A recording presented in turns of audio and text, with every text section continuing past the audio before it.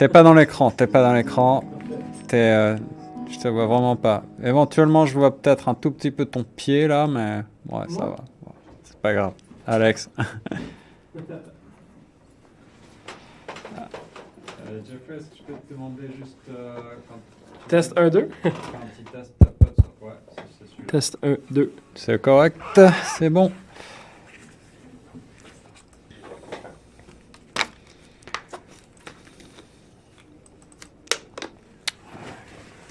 Ça.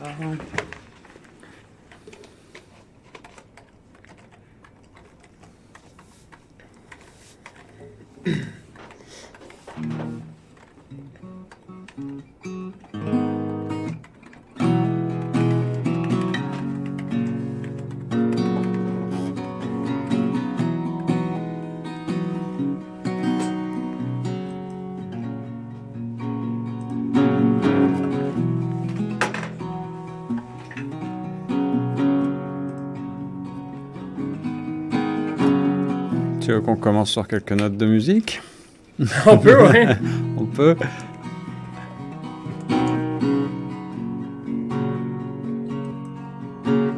On part en live.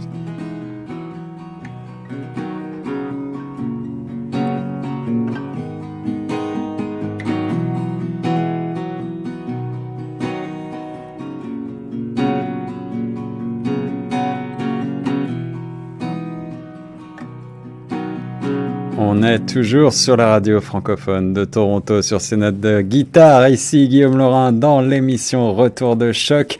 C'est un plaisir, j'allais dire un choc musical. C'est un grand plaisir d'être avec Jeffrey Pitouin en studio pour parler musique, pour parler du dernier album. Alors, je vais essayer de le montrer à la caméra, voilà, Blind, avec un titre en français qui tourne déjà sur Choc FM, c'est Panorama qu'on écoute souvent, et puis donc tu es ici dans le cadre de la Canadian Week, Canadian Music Week. Moi j'adore ce moment-là parce que c'est le moment où on a la chance d'avoir ici en studio des tas d'artistes francophones qui passent pas toujours, il faut bien le dire, dans la ville reine. C'est ta première fois à Toronto ou tu viens souvent? Oui, ben en fait, je suis déjà venu vraiment juste pour le plaisir. Okay. Pour la musique, c'est la première fois que je viens. Donc, j'ai vraiment hâte de présenter mes chansons dans un territoire complètement inconnu pour moi. Ça va être une belle opportunité. Un territoire qui n'est pas hostile, rassure-toi. Ouais, j'en doute pas. Mais on est arrivé ce matin, puis on a pris le temps de s'apprivoiser un peu la ville, puis c'est vraiment le fun. Jusqu'à présent, les impressions sont bonnes. Tout va bien. Tout va bien, tout va bien. Alors, Jeffrey, donc tu seras au Painted Lady, c'est sur Zington Avenue, là vous connaissez probablement cette jolie salle. C'est samedi prochain, c'est ça? Oui, c'est samedi qui s'en vient, on joue à 10h. À 10h. On va remettre tous les détails et puis j'imagine qu'on va les trouver aussi sur ton site. Oui, absolument, sur ma page Facebook ou sur mon site web. Cool. Toutes les infos sont là. Ouais. Alors, tu as été remarqué à l'émission La Voix, c'était en 2013 si je ne m'abuse. Et puis ensuite, tu as sorti plusieurs albums. Là, celui-là, c'est le premier en anglais? Oui, en fait, c'est le premier album complet ou presque. Complet, en anglais, oui. C'est la volonté d'aller vers l'international, justement, plus? En fait, pas nécessairement. En fait, depuis que j'ai commencé, je dirais au secondaire, ça a toujours été des influences qui ont tout simplement été plus naturelles pour moi. J'écoutais beaucoup de Radiohead, de Coldplay, des trucs comme ça. Donc, j'ai toujours eu un penchant vers l'anglais. Puis, j'ai appris la musique comme ça. Donc, je me suis jamais vraiment questionné. Puis... avec mon passage à La Voix, c'est la première fois que je chantais des chansons en français, puis j'ai vraiment pogné la piqûre. J'ai beaucoup aimé ça, puis j'ai voulu en faire à moi des chansons. Ouais. Donc, je chantais les chansons des autres. C'est ça, ouais. Mais là, je voulais avoir les miennes. Je trouvais que c'était un bel exercice, puis c'est vraiment un autre univers complètement. Je veux dire, on n'écrit pas de la même façon, on ne chante pas de la même façon. Puis moi, j'ai vraiment beaucoup aimé ça, donc j'ai décidé de vouloir en faire quelques-unes aussi sur mon album. C'était important pour moi. Alors l'émission La Voix, c'est une lapalissade, mais c'est une émission qui sélectionne les chanteurs pour le timbre, la qualité justement particulière de leur voix, et c'est ton cas, tu as un timbre très original. Merci. C'est une de tes grandes forces, j'imagine. Mais ce que j'ai envie de te demander, c'est justement, est-ce que c'est facile de se détacher de cette porte d'entrée qu'est la voix, et aujourd'hui, est-ce que tu as le sentiment d'être reconnu pour ton talent justement pour ta voix et pour ta composition qui t'est si particulière? Ben en fait, il y a beaucoup de gens qui font la voix qui ont un peu peur de garder justement cette étiquette-là avec eux. Moi, je trouve que c'est au contraire, c'est une force. Je suis vraiment fier de mon expérience à la voix. J'ai rencontré tellement de gens passionnés là-bas. C'est tous des passionnés de musique qui travaillent sur le plateau de la voix. Et c'est là que j'ai rencontré mon réalisateur aussi. J'ai rencontré David Laflèche qui a réalisé mon dernier album en français. Ouais. Et il a co-réalisé la moitié de cet album-ci. Donc, j'aurais probablement jamais rencontré David si c'était pas de cette émission-là. Fait que juste pour les contacts, les rencontres que j'ai faites, juste pour ça, ça valait la peine. Puis en plus, ça m'a vraiment aidé à performer devant un public. Je me suis rendu compte que peu importe qu'est-ce que je fais comme spectacle après, c'est moins stressant que de chanter devant 2 millions de personnes. Fait que on dirait que ça m'a comme cassé, mais dans le bon sens. Ça, c'est une bonne école finalement. Vraiment, c'est vraiment une bonne école. Donc tu sors cet album Blind, un album donc quasiment que en anglais. Avec des thèmes qui sont d'une grande force, l'amour évidemment, ses aléas. Absolument. Qu'est-ce qui t'a inspiré? Comment est-ce que j'ai le sentiment que c'est un album peut-être plus mature entre guillemets? Ouais, vraiment plus mature. En fait, c'est la première fois que je parle d'autre chose que ma petite vie à moi. Donc pour cet album-là, je me suis comme laissé inspirer par beaucoup de gens qui sont proches de moi, de mon alentour proche, de mon entourage proche, excuse. Fait que habituellement, j'écrivais qu'est-ce qui se passait dans ma vie à moi, puis là, il y a une chanson qui parle de mon frère, d'une situation qu'il a vécue, des chansons qui parlent des hauts et des bas de relations, etc. Donc, il y a vraiment beaucoup de sujets que j'avais jamais explorés dans mes chansons. Fait que je me suis permis d'aller là, puis ça a fait du bien. J'ai donné des chansons qui sont différentes de ce que j'ai fait auparavant, mais ça reste aussi du Jeffrey Pitton. Donc, j'aime comparer ça à... Je dis souvent que c'est beaucoup de pop dans de la folk. Donc, j'ai toujours été moi et ma guitare. Fait que c'est comme ça que j'ai commencé. Donc, c'est un peu un retour aux sources. Mais il y a quand même des arrangements qui font en sorte que c'est pas juste guitare-voix. Puis c'est des belles couleurs que j'aime beaucoup.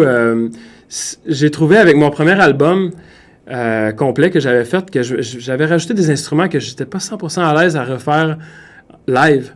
Donc, quand j'arrivais en spectacle, je me retrouvais à faire des versions différentes. Et c'est drôle parce que des fois, je vendais un album à quelqu'un qui venait me voir en spectacle, puis je me disais, tu vas faire le saut quand tu vas l'écouter dans ton auto parce que c'est pas pareil. J'ai essayé de pas faire ça avec cet album-là. J'ai essayé de faire quelque chose qui se refait super bien live, donc qui reste fidèle à l'enregistrement. Donc, j'ai choisi des instruments très organiques. Guitare, acoustique, basse, batterie. Ça a fait en sorte que ça a donné un album qui est vraiment plus mature et organique, comme tu disais tantôt. En ce qui concerne la performance que tu vas nous proposer le 11 mai prochain à Toronto au Painted Lady, tu vas te produire seul sur scène cette fois? Non, je vais être accompagné de mes musiciens. Ils viennent me rejoindre le samedi. Cool. Oui. Cool. Alors, ça va être une belle expérience. C'est la première fois que je joue à Toronto et en plus, je vais être en band. Donc, je suis vraiment content. Je vais pouvoir livrer l'album le plus fidèlement possible aussi. Ouais. Alors, tu as travaillé pendant 2 ans, je crois, sur cet album. 2 ans, 2 ans et demi. Ça fait quand même un bout que je travaille sur ces chansons-là. Puis, je suis vraiment content parce que j'ai réussi à réaliser la moitié du disque à la maison. Donc, moi, j'ai un petit studio à la maison. Puis, j'ai invité des amis musiciens. Puis, ça a fait en sorte que le processus a été un peu plus long. Mais c'est valorisant de savoir qu'on l'a fait exactement comme qu'on voulait. Des fois, il y a certaines chansons que je me retrouvais à la refaire 3-4 fois. Je la revirais de bord des fois parce que c'était pas l'arrangement qui la rendait le plus justice. Fait que ça a été un apprentissage pour moi en tant qu'auteur, compositeur, interprète, mais aussi en tant que réalisateur. Fait que j'ai beaucoup aimé l'expérience de faire ce disque-là. Ouais, on a le sentiment que techniquement, aujourd'hui, il est plus facile peut-être d'enregistrer qu'il n'a jamais été. Absolument, oui. Et puis malgré tout, il y a la crise du disque qu'on connaît tous, donc c'est un changement complet de paradigme. Absolument, là. Je pense qu'on est dans l'œil de la tempête, justement, donc il y a beaucoup de choses qui changent. Puis, et pour le meilleur, peut-être pour la composition. Je pense que oui. Faut être optimiste. Tu as le sentiment que tu as plus de temps justement à consacrer à la musique grâce à ça? Absolument, oui. Je pense que ça facilite le travail de n'importe qui est moindrement créatif, qui veut mettre ses idées sur papier ou ici, ça serait plus sur l'ordinateur. Oui, mais en Amérique. C'est vraiment... moi, c'est quelque chose qui me fascine. Ça fait longtemps de faire mes propres chansons à la maison. Donc, c'est vraiment... je suis très fier de ça. Alors, il y a des sonorités folk, tu le disais, et puis il y a un côté beaucoup plus pop quand même dans l'album, oui. Surtout sur certains titres en anglais, On My Own. Oui, On My Own, qui est probablement la plus pop de tout l'album. Ouais. J'ai vu que tu avais tourné un beau clip, là, tu es allé en Californie faire ça. Oui, en fait, j'avais affaire en Californie pour le travail, donc moi, je travaille dans un distributeur d'instruments de musique et il y a une convention à Anaheim qui s'appelle le NAMM Show. Donc, c'est tous les nouveaux produits de musique sortent chaque année. Il y a comme une grosse convention. Puis j'avais affaire à y aller pour le boulot. Fait qu'on a décidé de faire 2 pierres d'un coup. Et on a décidé de tourner la vidéo là-bas. Ça se prêtait mieux à la chanson parce que c'était en janvier. Donc, ça aurait été difficile de faire un clip qui fit avec la chanson en hiver au Québec, avec toute la neige. Fait que ça a donné des belles images qui collaient pas mal mieux à la chanson que si on l'avait faite dans notre coin de pays. Là. Fait que c'est le fun. Puis en même temps, c'est des paysans aussi. C'est plaisant de pouvoir faire cette expérience-là en même temps. Et c'est un beau clip qui nous fait rêver. Allez faire un tour sur YouTube, allez voir donc ce clip. Et puis, il y a d'autres extraits déjà sur l'album live. Oui, absolument. Ouais. On a sorti aussi Place to Call Home. Place to Call Home, qu'on a aussi fait un vidéoclip pour celle-là. On a fait un plan séquence de moi dans une espèce de chalet de Hobbit qui se prépare un thé et qui gratte la guitare et qui met des bûches dans le foyer. C'était vraiment le fun à faire. C'était difficile parce qu'on le tournait au ralenti, donc fallait être timé, si on veut. Parce que des fois, on arrivait... les premières fois qu'on l'a tourné, on arrivait... Il restait comme 35 secondes à la chanson, puis on avait fini tout ce qu'on avait à faire dans notre plan. Fait qu'il fallait recommencer, puis on était chanceux parce que la dernière fois qu'on l'a fait, ça a été la bonne. Et sinon, il aurait fallu recommencer le lendemain parce qu'il n'y avait plus de lumière. Ça, carrément. Est-ce que c'est des problématiques qui t'intéressent, celle de la mise en scène, justement, le montage du clip? En fait, c'est quelque chose que j'ai jamais vraiment... C'est pas vraiment ma force. J'aime beaucoup travailler avec d'autres mondes, justement, qui sont vraiment bons là-dedans. Je pense que c'est important, quand on a un projet de musique, d'être capable de s'entourer puis de faire confiance à des gens qu'on sait qui ont des bonnes intentions. Donc, moi, je connais absolument rien dans les vidéoclips. Fait que j'ai trouvé ça vraiment intéressant de faire ça puis de faire confiance à quelqu'un, finalement, qui fait ça, tu sais. On parlait hors micro de la guitare que tu nous as apportée, puisqu'on va avoir la chance d'avoir une petite session acoustique là. Absolument. C'est une belle Gretsch. C'est un modèle un peu ancien. T'es branché matériel ancien, matériel vintage comme ça? Oui, j'aime quand même ça, mais en fait, c'est drôle parce que j'ai un de mes meilleurs amis qui achète beaucoup de guitares et il en achète. Il revend. Donc, je me ramasse souvent avec ces rejets. Il change tellement souvent, puis des fois, il vient chez moi, puis il me montre des guitares, puis il dit « Hey, regarde celle-là ». Finalement, il la vend, fait que c'est assez facile pour lui de la vendre. Je suis toujours intéressé. Donc, c'est un peu par lui que j'ai cet intérêt pour les vieilles guitares. Mais oui, c'est une vieille Gretsch fin années 50, début 60, qui a été faite à New York. C'est une belle petite guitare que j'aime bien trimballer. Je suis bien content d'avoir amené celle-là parce que mon autre guitare ne rentrait pas dans l'avion, dans le compartiment. Donc, j'ai bien amené celle-là. Le problème des musiciens, ça peut être... il faut inventer une guitare pliable, peut-être. Quasiment, oui. Alors, qu'est-ce que tu vas nous interpréter aujourd'hui? Je vais vous chanter Panorama, qui se retrouve sur mon nouvel album. Voilà, une superbe nouvelle chanson que vous entendez déjà tourner sur Choc FM 105.1, mais pas en version acoustique. Alors, c'est tout de suite Jeff Pitouin sur Choc dans Retour de Choc. Voici Panorama.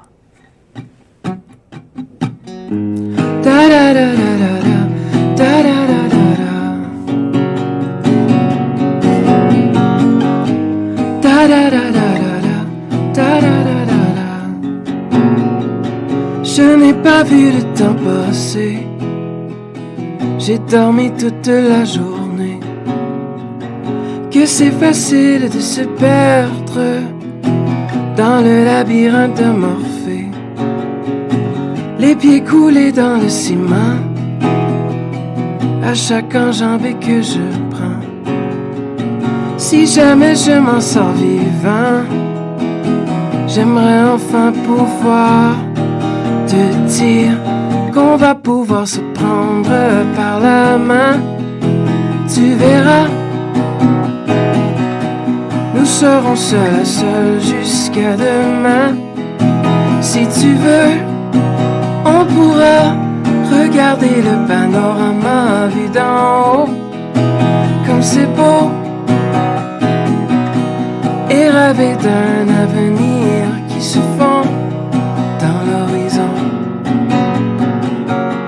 On va pouvoir se prendre devant le panorama. On va pouvoir se prendre devant le panorama. Et si je veux un peu d'espoir, je dessine une carte du monde. Un peu d'essence au réservoir, nous pourrons voyager ensemble. Le sable glisse entre mes doigts à chaque envolée que je prends. Si jamais je m'en sors vivant, j'aimerais enfin pouvoir te dire qu'on va pouvoir se prendre par la main. Tu verras, nous serons seuls à seuls jusqu'à demain. Si tu veux, on pourra regarder le panorama vu d'en haut. Comme c'est beau, et rêver d'un avenir qui se fond dans l'horizon. On va pouvoir se prendre devant le panorama. On va pouvoir se prendre devant le panorama. Da da da da da da da da